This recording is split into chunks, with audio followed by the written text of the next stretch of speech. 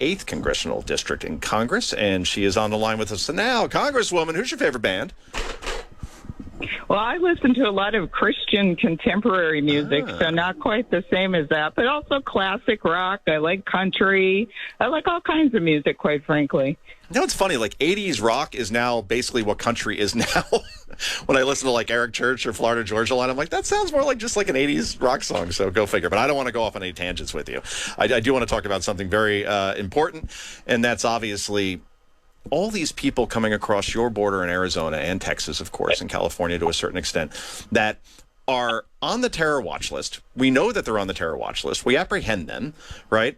And it's amazing. In October alone, 12 people on the terror watch list were caught. Hundreds have already been since this president took office. Those are the ones we know about, by the way. The ones that are really skilled probably can avoid apprehension, and they're doing something nefarious probably as we speak. What can be done to get the president's attention, to get Democrats' attention, to say, look, if this is a political thing for you, that's one thing, but this is our national security that we're talking about, and if we don't do anything, the next 9/11 is coming. But they don't seem to want to listen. Why is that? I have no idea why President Biden and the Democrats are for these open border policies, because it is affecting our national security.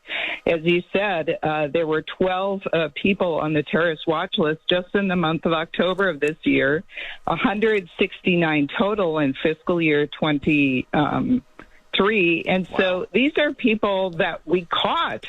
How many have we not caught? And then we had a report about a month ago that the FBI is looking for someone connected to ISIS who's smuggling people into the United States through the southern border.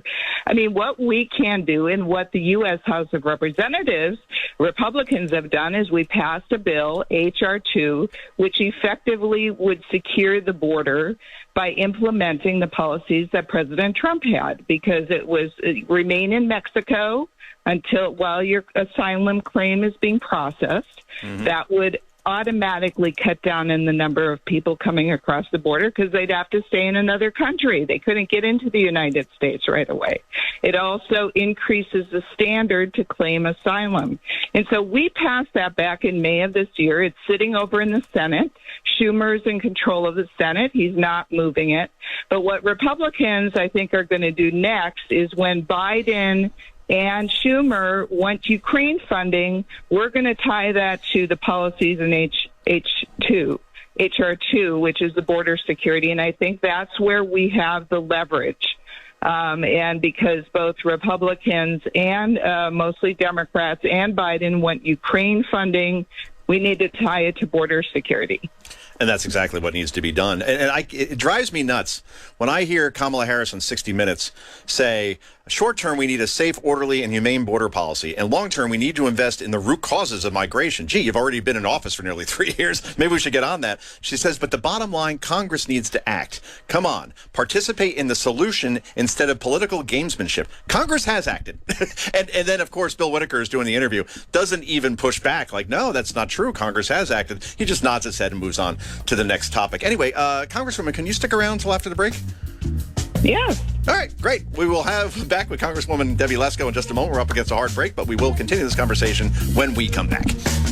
Back to our guest, who is nice enough to stay on hold, and that is Congressman Debbie Lesko.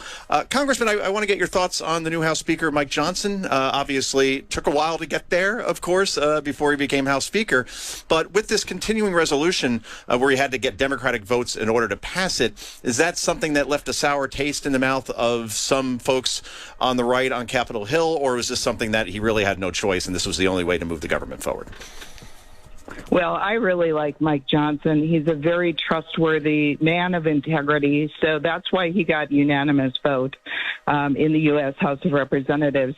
I voted against the continuing resolution. I told them in advance. I mean, I could not justify to my constituents continuing Pelosi-level funding, and then there was extension of the Farm Bill without any reforms to food stamps for the whole year. And I just, my constituents wouldn't go for that. So I voted against it.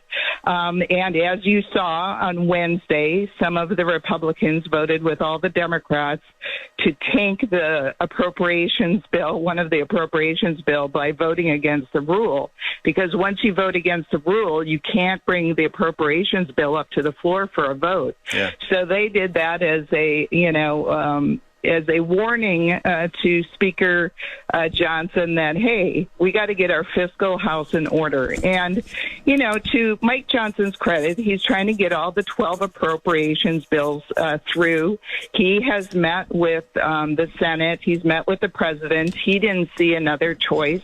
And he didn't want to be stuck in December, on Christmas Eve day, being forced by the Senate with an omnibus bill. So it's better than that. But to my constituents, they wouldn't have liked me to vote for the continuing resolution at that level, so I didn't.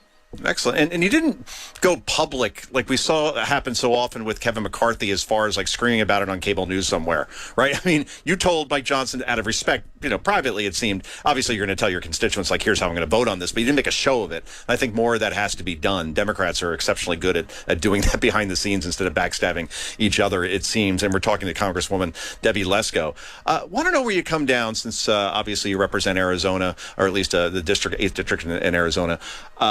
About the possible candidacy, and I don't know if she's officially announced, of Kari Lake as far as running for Senate. Is that somebody that you would support, and can she win?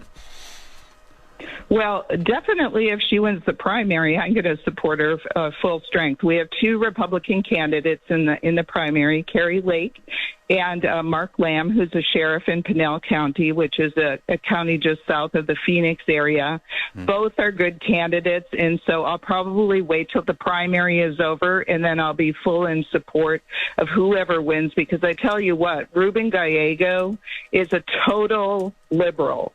He's trying to act more moderate now, but his track record is totally liberal. He is one of these people that's for the open borders, even though now he says he's not.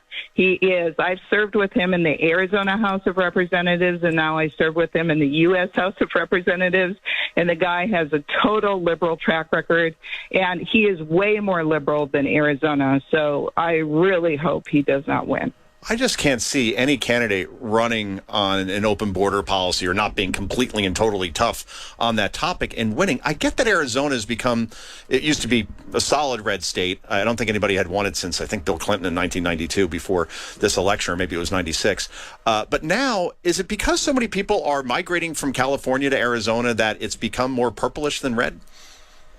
Well, I think that's definitely part of it. And I've run into these people that are very excited that the cost of living is cheaper in Arizona, but they kind of haven't connected the dots that the reason the cost of living is cheaper is because we have a Republican legislature and Republican policies in Arizona, or at least we have in the past.